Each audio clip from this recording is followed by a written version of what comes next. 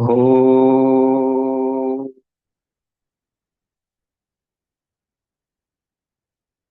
विश्वानि देव सवितर्दुरितानि परासुव यद्भद्रं तन्न आसुव। ॐ शान्ति शान्ति शान्तिः। वसुदेवसुतं देवं कंसचाणूर्यमर्दनं देवकी परमानन्दं कृष्णं वन्दे जगद्गुरुं श्री सद्गुरुदेव भगवान की जय। प्रस्तुत श्रीमद् भगवद गीता का 18वां अध्याय और श्लोक क्रमांक तीसरा चल रहा है। यहाँ भगवान कहते हैं कि काम्य कर्मों का त्याग करना चाहिए, उसी वही त्याग श्रेष्ठ है। नैमित्तिक कर्म होते हैं जीवन में, वो सबको करना चाहिए, भले ही उसने संपूर्ण निष्काम कर्म किए हो, लेकिन नैमित्तिक कर्म को भी करना चाहिए। जैसे माता पिता का श्राद्ध होता है, नैमित्तिक कर्म है। अ, जो फल की इच्छा न करते हुए नैमित्तिक नैमित्तिक जो कर्म है वो करने ही चाहिए। जो और कामनाओं से जो किया जाए कार्य, उस कार्य के फल का त्याग। जो आप किसी को भूमि दान दे रहे हैं, कोई मंदिर बना रहे हैं, कोई गौशाला खोल रहे हैं, यज्ञ कर रहे हैं, अन्य अन्य वो कार्य जो है आपसे हो रहे हैं, धर्मार्थ हो रहा है, लेकिन वो धर्मार्थ का जो फल है वो निष्काम भाव में होना चाहिए। उस कोई अच्छा कहे या कोई बुरा कहे, हैं? इसलिए संत तुकाराम महाराज कहते हैं, कोनी निंदा कोनी वंदा, आम्हा सोई त्याचा धंधा। मतलब कोई निंदा करे, कोई हमारी वंदन पूजा करे, हमको तो दूसरे के हित का ही सोचना पड़ेगा। जब हम परोपकार ही करेंगे, क्योंकि हम आए ही परोपकार के लिए। संत महात्मा दो प्रकार के होते हैं। एक तो वर्तमान में जो साधना भजन करते हैं वो संत है, जो नियमावली में रहते हैं परिपूर्ण और अपने आत्मा स्वरूप को प्राप्त होते हैं, वो भी संत है। और जो सिद्ध संत होते हैं, जो अवतार रूपी में अवतार कोटि में आते हैं, जन्म जन्मांतर से वो समाज कल्याण के लिए, समाज संतुलन के लिए जो है अवतीर्ण होते हैं, और वो बचपन से ही अपने कार्य में रत होते हैं। ऐसे दो प्रकार के संत हैं। तो वो जब हम सिद्ध होंगे, सिद्ध होने के बाद हमारी जब साधना पूर्ण होगी, तो हम पूर्ण रूप से जो है परोपकार के लिए हमारा कार्य शेष रहेगा। देखिए, अगर हम संत वाङ्मय को देखते हैं, संतों को देखते हैं, जो अंगद हुए, प्रहलाद हुए, ध्रुव हुए, ध्रुव की भी जो तपस्या थी वो बहुत ही कठिन थी, और 6 महीने में ही परमात्मा प्राप्त हुए। लेकिन महात्मा लोगों ने शिकायत की कि भाई, ये जो बालक है वो तो 6 महीने ही तपस्या किया, और हमें तो 6 6 हजार साल हो गए, क्योंकि 6 हजार लाख साल हो गए, अनगिनत साल हो गए, तो हमें आपने दर्शन क्यों नहीं दिया। तो भगवान ने दृष्टांत आता है कि दिखाया कि जो सफेद पहाड़ दिख रहा है, वो पहाड़ देख रहे हो, तो बोले हाँ, तो ये हिमालय दिखता है। बोले हिमालय नहीं है, इसकी हड्डियों का पहाड़ बना हुआ है। इसने इतनी तपस्या की है, तब जाके अब जाके इस जन्म में इसकी तपस्या पूरी हुई है ना। जैसे कोई चक्की में गेहूं पीसने जाता है, और 10 किलो गेहूं है, 10 किलो गेहूं में से 9 किलो गेहूं पीसे गए, और 1 किलो गेहूं शेष रहा, तो लाइट चली गई, बिजली गुल हो गई, और दूसरे समय में ही जो है दूसरे दिन बिजली आ गई। और बिजली आ गई तो एक तो अ, था अ, उसके साथ, और उसके साथ था तो बोलता है कि तुम्हारा इतना 10 किलो गेहूं तुम्हारे 5 मिनट में कैसे जो है पीछे गए। क्यों? क्योंकि तुमने तो 10 किलो गेहूं ले थे, और तुम 5 किलो 5 मिनट में कैसे ले जा रहे हो? तो वही पहले पीछे थे और लाइट चली गई। तो ऐसे ही जब शरीर शांत हो जाता है तो साधन उसका बाकी रहता है। इसलिए जो भगवान भी कहते हैं छठवें अध्याय में कि जो योग भ्रष्ट होता है, योग भ्रष्ट कितने जन्म ले, अनंत अनेक जन्म संसिद्धि तब तो याति पराम गति। बोले अनेक जन्म ले सकता है, हाँ अनेक जन्म हो सकते, लेकिन वो सिद्ध हो जाएगा। वैसे परमात्मा के मार्ग पे रहने वाला सिद्ध हो जाता है, कर्म करने वाला वो सिद्ध हो जाता है। तो ये कर्म करने के लिए उनके लिए कोई कर्म शेष नहीं रहता। जो अवतारित अवतीर्ण होते हैं, जो स्वयं स्वयं है, जैसे गौतम बुद्ध स्वयं सिद्ध हो गए, रमन महर्षि स्वयं सिद्ध हो गए, ऐसे अनेक है। हाँ, जड़ भरत राजा जो जड़ उसका नाम था, वो स्वयं सिद्ध हो था बचपन से ही, इसलिए किसी कर्मों में लिप्त नहीं हुआ। तो सब कर्मों का त्याग कर दिया। तो ये क्या है कि वो कर्म का जो है त्याग करने से वो समझना कि जो बचपन से ही है तो उनका अलग कार्य है। और लेकिन जिनका शेष है तो उनको सब कार्य करके निष्काम भाव में रहना पड़ेगा। एक तो निष्काम भाव, उनको तो बिल्कुल फल की इच्छा नहीं है। तो यही भगवान कहते हैं यहाँ कि आपके जो है जो भी कार्य है, वो कार्यों का जो है ममत्व छोड़ दो, त्याग करो।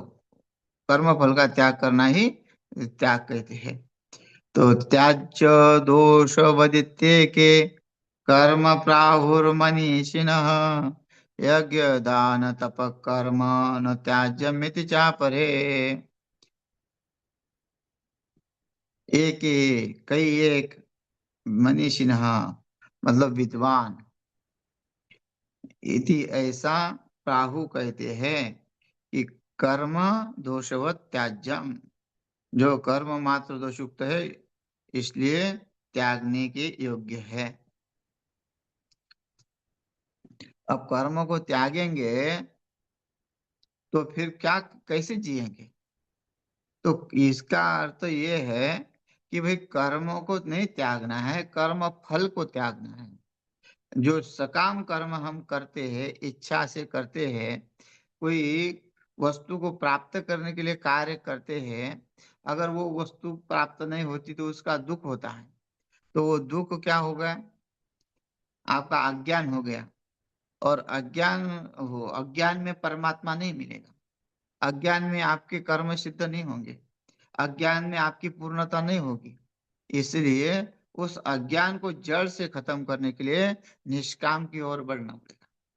और निष्काम की ओर जब बढ़ेंगे तो यही कहते हैं दोषयुक्त जो कार्य है, सकाम कार्य सब दोषयुक्त है। ये कार्य को लेके छोड़ने से दूसरा कार्य प्राप्त करना, उसको कर्म नहीं कहते। कार्य शेष नहीं रहे उसको कर्म कहते हैं।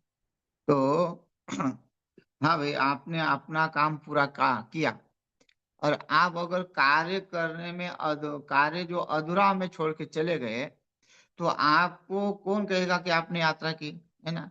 आप किसी यात्रा में चले गए और आप बीच में ही लौट के आ गए तो आपको कहा जाएगा आप तो गए तो थे, प्रयास भी किया, लेकिन आपने उस कार्य को पूर्ण नहीं किया, तो बीच में चले आए तो आपकी यात्रा स्थगित हो गया। और जब तक आप उस यात्रा में नहीं पहुंचते हैं उस स्थान पे, तब तक उस स्थान का आपको अनुभव नहीं आएगा, और आप उस अनुभव को बता नहीं पाएंगे उस स्थान का। इसलिए वहां जब तक नहीं जाओगे तब तक आप अपने मन में जो है वो स्थान जो के प्रति जो है वो भावना नहीं होगी। इसलिए मोक्ष क्या है? वो स्थान है। वहां तक जब पहुंचेंगे तभी उसके बारे में अनुभव हो जाएगा कि हाँ कैसा है, वो परम सुख कैसा है। फिर उस परम सुख के आगे जो है संसार, तुच्छ लगने लगेगा। फिर बोलते हैं, न तद भासयते सूर्यो न शशांको न पावकः यद् गत्वा न निवर्तन्ते तद् धाम परम मम। वो फिर सूर्य को कोई आवश्यकता नहीं कि किसी जुगनू के प्रकाश से जो है वो प्रकाशित हो जाए। वो तो स्वयं प्रकाशित हो गया है।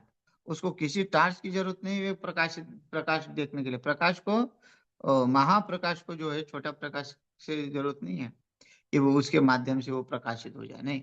अब वो स्वयं प्रकाशित है। इसलिए फिर सिद्ध जो होता है, जो कर्म प्रधान होता है, उसको और किसी कार्य की आवश्यकता ही नहीं है। वो उसमें सिद्ध हो गया, पूर्ण हो गया। अब उसको कोई दोष नहीं लगता है। हाँ, जो संसार की वस्तुओं से दोष लग रहा है, संसारिक कार्य करने से दोष लग रहा है, अब वही कार्य वो निष्काम भाव में कर रहा है। भले ही शादी हो रही है, भले ही बच्चे भी हो रहे हैं, लेकिन उसमें इतना आसक्त नहीं है। वो तो संसार का कार्य है, वो तो होता है प्रकृति, प्रकृति के माध्यम से हो रहा है, वो जानता है। तो इसलिए वो रत नहीं रहता। और धर्म का जिससे जिससे धर्म उत्पन्न हो, गृहस्थ से ही धर्म की उत्पत्ति है। गृहस्थ ही नहीं रहा तो धर्म कहाँ से रहेगा। तो गृहस्थ से धर्म की उत्पत्ति है, और पूर्ण करते हैं महात्मा लोग उसको। तो ये इस दोष को त्यागना पड़ेगा। और मनीष प्राहुर मनीष न, वो दोष युक्त है, इसलिए उसको त्यागने युक्त है। कौन से? सकाम कर्म त्यागने युक्त है। और च अपरे इति आहु यज्ञ दान तप कर्म न त्याज्यम। हाँ, लेकिन ये है कि जो भी कर्म आप कर रहे हैं उसको तो त्यागो। संसार का जो राग द्वेष है उसको त्यागो, लेकिन नित्य कर्म नहीं छोड़ने चाहिए। बोलते हैं, यज्ञ दान तप कर्म न त्याज्यम मिति चापरे। न त्याज्यम, त्यागने योग्य नहीं है। कौन से कर्म त्यागने योग्य नहीं है? यज्ञ दान तप, ये कर्म त्यागने योग्य नहीं है। अच्छा, किसी ने कहा ये सब भारत में ही होता है। अगर भारत में ही यज्ञ होते हैं, और यज्ञ का फल क्या दिखा है? वृष्टि। वृष्टि है ना। हाँ, यज्ञात भवति पर्जन्य पर्जन्यात यज्ञ संभव। अब ये कहते हैं जो प्रश्न करता, कि भाई विदेशों में कहाँ यज्ञ होते हैं? विदेशों में क्या, विदेशों में तो इससे भी ज्यादा जमीन है, बहुत सारी खेती है, वो खेती में भी विकसित है। उनके पास तो बहुत अच्छी अच्छी फसल होती है। उनको फसल बेची नहीं जाती तो फेंकी भी सरकार उनका खरीद के फेंक भी देता है, ऐसा ऐसा मानना है। तो क्या फिर ये यज्ञ दान यज्ञ केवल भारत की भूमि ऐसी बंजर है कि यज्ञों से ही जो है यज्ञ की यहाँ ही यज्ञ करना पड़ता है, वहां नहीं करना पड़ता? तो उनको समझना चाहिए। देखो, बटन एक जगह होता है, वहां से दबाने से बिजली सब जगह फैलती है। ये भारत जो है बहुत मुख्य भूमि है, और सबसे पहले भारत में ही बस्ती हुई है। भगवान ब्रह्मा ने जो है भारत में ही जो ये भूमि है, और भारत उस समय बहुत लंबा था। भारत के टुकड़े हो गए अलग बात है, लेकिन भारत से ही शुरू हुआ। यही मानव जो है, मानव की उत्पत्ति यही हुई है, मनु। तो वो पहले वो धरती जो थी उसमें कोई खेती करने वाला नहीं था। और वैसे भी मनुष्य योनि में 4 लाख योनि कहाँ है मानव की, तो अलग रहेगा, थोड़े थोड़े मनुष्य हुए, लेकिन वो अपने कर्मों के अनुसार होते हैं। जो भारत खंडे नर देह प्राप्ति, ये तो परम भाग्य की संपत्ति कहते हैं। भारत वर्ष में जो जन्म लेता है वो परम भाग्यवान है, उसको परम भाग्यवान माना गया है। भरत खंडे नर देह प्राप्ति। हाँ, भारत भारत खंड में जो नर मतलब शरीर मिलता है वो परम भाग्य है, कि इसी शरीर में वो मोक्ष प्राप्त होता है। अब भारत में भी जो कर्म निष्ठाता है, वो कर्म निष्ठाता और कहीं नहीं है। हाँ, उनको प्रूफ चाहिए, हमेशा हर कार्य में प्रूफ चाहिए। लेकिन यहाँ प्रूफ की जरूरत नहीं है, बस वो अनुभव आता है। तो कई कई लोग प्रूफ मांगते हैं, उसको प्रूफ भी मिलता है। तो कहने का तात्पर्य ये है कि यज्ञ हो रहे, दान हो रहे, तप हो रहे, सब भारत भूमि में ही होता है। पहले भारत भूमि में ही मानव थे, इसलिए यहाँ से ही शुरू हो गया प्रचलन। बाकी जहाँ होता है वो उनकी जो है जो उनके अन्न में जो रस है ना।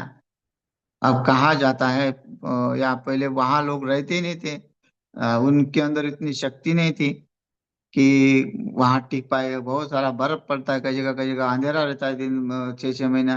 अभी भी वहां बस्ती नहीं है। तो यहाँ भारत में जितना अनुकूल है शरीर के लिए, उतना विदेश में अनुकूल नहीं है। अनुकूल वो बनाते हैं, वो बात अलग है, लेकिन भारत में सबसे ज्यादा अनुकूलता पाई गई है। तो ये क्यों बता रहे हैं कि ये लोग सवाल उठाते हैं कि ये कर्म बाहर देश में नहीं, अभी अभी तो सब देश में हो रहे हैं, अभी अभी हो रहे हैं, लेकिन जहाँ सुविधा नहीं थी कहीं जाने की, कहीं विवेकानंद ये चले गए, जहाज से चले गए। तो उसके पहले ना कोई एरोप्लेन था, ना कोई बड़े बड़े नाव की उत्पत्ति थी। तो ये सब कहाँ उसमें पता चलेगा ये कि कौन कैसा होता है। वो लोग जीते थे, ऐसे ही जीते थे। तो लेकिन यहाँ से परमात्मा की तो सब जगह जो है ये है, व्यवस्था है। और यहाँ से वो व्यवस्था का कार्य, हेड ऑफिस भारत है। भारत, जैसे हमारा हेड ऑफिस का ही होता तो हमारे कार्य अलग अलग होते हैं। तो यही भारत जो है परमात्मा का हेड ऑफिस हो गया, और यहाँ से ही सब कार्य हो जाते हैं शुरू, क्योंकि मेन तो संख्या तो यही थी। तो यहाँ यज्ञ दान तप कर्म सब यही होते हैं, यही से शुरू होते हैं। तो इसको कभी छोड़ना नहीं चाहिए। भारत, हम अगर विदेशों का, पाश्चात्य देशों का अनुकरण करेंगे तो हमारी संस्कृति आदि तो नष्ट हो ही गई है, हमारा इतिहास समाप्त हो ही गया है। तो हमारे ग्रंथ और समाप्त हो जाएंगे। हाँ, इसलिए विदेशों में क्या होता है, अभी विदेशों में ठंड होती है इसलिए कोट पहनते हैं, है ना।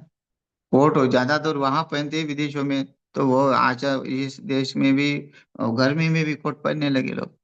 तो ऐसा ही है, बहुत सारी चीजें जो लोग करते हैं उनके अनुकूल होता है, लेकिन यहाँ के जैसा अनुकूल नहीं है, फिर भी हम कर रहे हैं उनके जैसा। भाई यहाँ क्या, इसलिए तो भगवान परमात्मा ने हमको यहाँ जन्म दिया कि यहाँ की भूमि के जैसा तुम यहाँ की प्रकृति जैसा जियो। लेकिन हमने क्या किया, पाश्चात्य प्रकृति को अपनाया। और पाश्चात्य प्रकृति को अपनाने के बाद भी पता चलता है कि भाई नहीं, वही श्रेष्ठ है। अगर हम ग्रंथों को पढ़ेंगे तो ये हमारा ये सिद्धांत सबसे आगे रहेगा। तो ये है। हाँ, आधुनिक सुख होगा, आधुनिक सुख, भौतिक सुख जो है परिपूर्ण होगा, लेकिन भौतिक सुख प्राप्त करने के लिए उतने कष्ट भी करने पड़ते हैं। हाँ, कोई भी वहाँ जो है कोई भी वहाँ अन्न नक्षत्र नहीं है भारत के जैसा। भारत में जो जहाँ अन्न नक्षत्र चल रहे ना, वहाँ आप देखो रोटी कौन कौन खा रहा है। जो बाहर काम करता है और अपने यहाँ रोटी खा के चला जाता है, और जिसको कहीं काम ही नहीं करना पड़ता उसको, वो पड़ा रहा है अपने एक कोने में अपना बिस्तरा लेके, कहीं घाट पे सो रहा, कहीं उसको खाने की चिंता ही नहीं है। लेकिन ऐसा है कि बाहर, बाहर उसको काम करना ही पड़ेगा। हाँ, देखा मैंने, वृंदावन में गया था मैं, एक चेयर पे बैठी हुई विदेशी, वो बेस्कॉम का प्रचार कर रही थी, पुस्तक बेच रही थी। और अगर वो कोई भारतीय चेयर में बैठा हो, वो गाड़ी उसको सरकारी मिलती है, और वो जगह जगह जो है अपनी दक्षिणा मांगता रहता है। तो देखो, यहाँ अनुकूलता है। यहाँ आपको, आप अगर आप आपके पैर नहीं है, हाथ नहीं है, तो आपको ये लोग पालने के लिए तैयार है। लेकिन वहाँ अभी तो ठीक हो सकता है, लेकिन वहां कहते हैं कि ऐसे लोग को तो जो काम के नहीं है उनको कोई मूल्य नहीं है उनका। कहीं गोली मार देते हैं या फिर ऐसे कि इंजेक्शन दे देते हैं, ऐसा सुना था।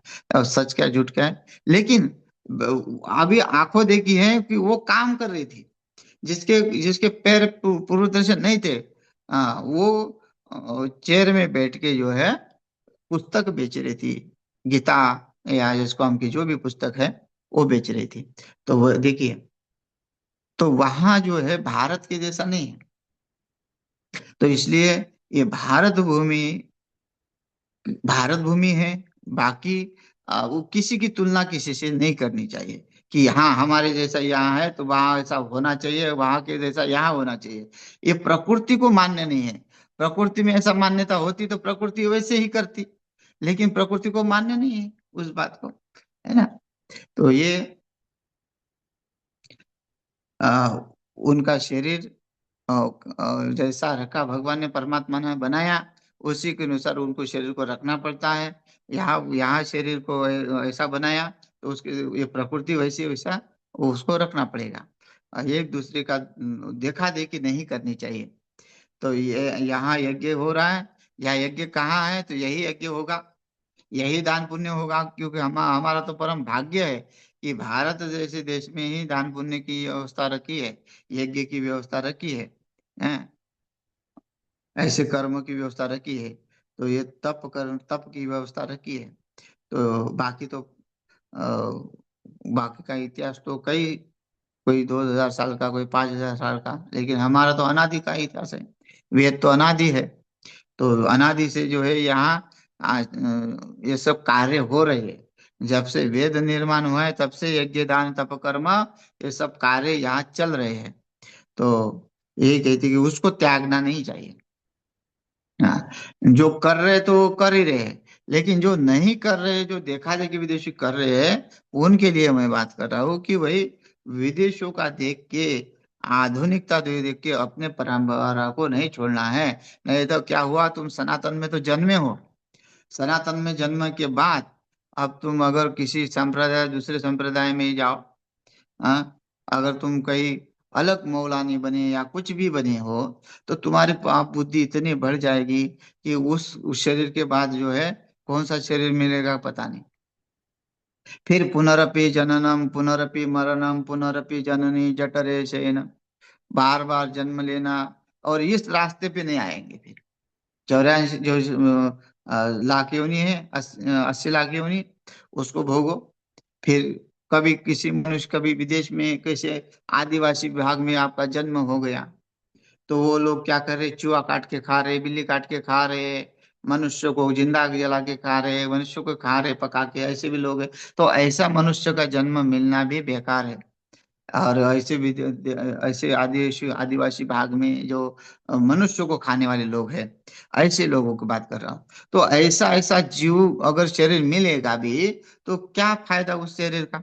वो तो हमारा कोई फायदा नहीं उस शरीर से, क्योंकि उस शरीर से कोई कर्म होने वाला नहीं है। और जो कर्म नहीं होगा, निष्काम कर्म नहीं होगा जिस शरीर से, वो शरीर तो बिल्कुल बेकार है। हाँ, कुत्ता मिल जाए, लेकिन ऐसा शरीर नहीं मिल जाए जिससे कोई कर्म नहीं हो, क्योंकि कुत्ते को तो कोई कर्म नहीं होता, वो तो भोग भूमि है। लेकिन मनुष्य की कर्म भूमि होने के बाद भी वो कर्म को छोड़ के अन्य कर्म में चला जाए, तो वो मनुष्य जीवन तो व्यर्थ ही है। तो इसलिए कहते हैं ये कर्म नहीं छोड़ने चाहिए।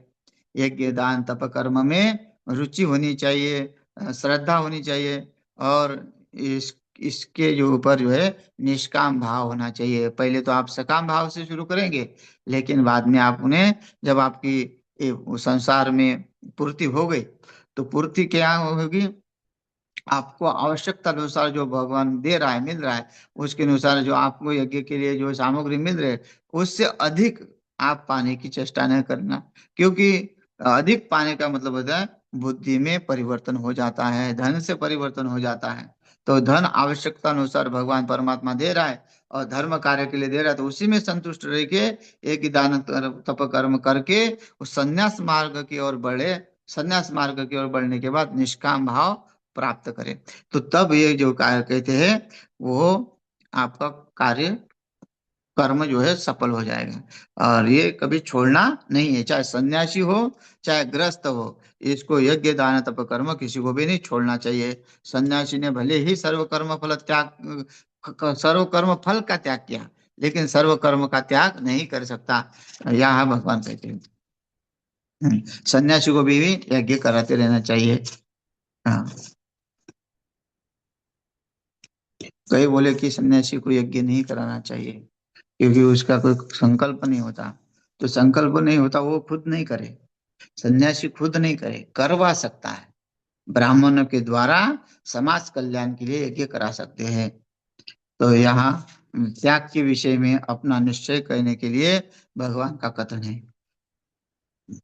निश्चयं शृणु मे तत्र त्यागे भरत सत्तमा, त्यागो हि पुरुष व्याघ्र त्रिविध संप्रकृतितः निश्चयं शृणु मे तत्र। जो निश्चय से सुन, क्योंकि हे पुरुष व्याघ्र भरसत्तम तत्र त्यागे में निश्चयम, हे पुरुष श्रेष्ठ, अर्जुन को पुरुष श्रेष्ठ कहा गया। पुरुष व्याघ्र, जो नरों में जो है नरसिंह होता है ना, सिंह, उसको व्याघ्र कहा है।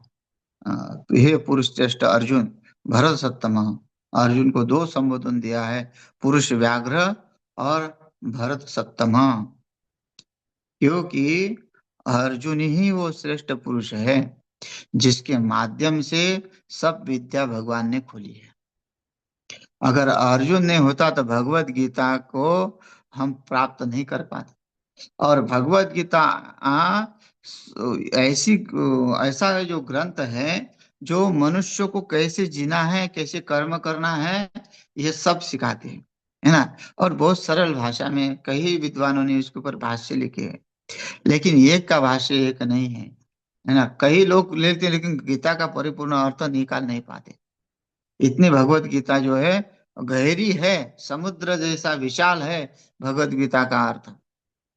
जिसने जिसने जितना जितना पाया उतना उतना लिख दिया है ना। लेकिन ज्ञानेश्वर महाराज की देखो, ज्ञानेश्वरी वो भी भाष्य, शंकराचार्य का भाष्य, जिन वो द्वैत संप्रदाय वाले ने भी भाष्य लिखे हैं, लोकमान्य टिळक ने भाष्य लिखा हुआ है। तो ये बहुत सारे विद्वानों ने गीता के ऊपर भाष्य लिखे हैं, लेकिन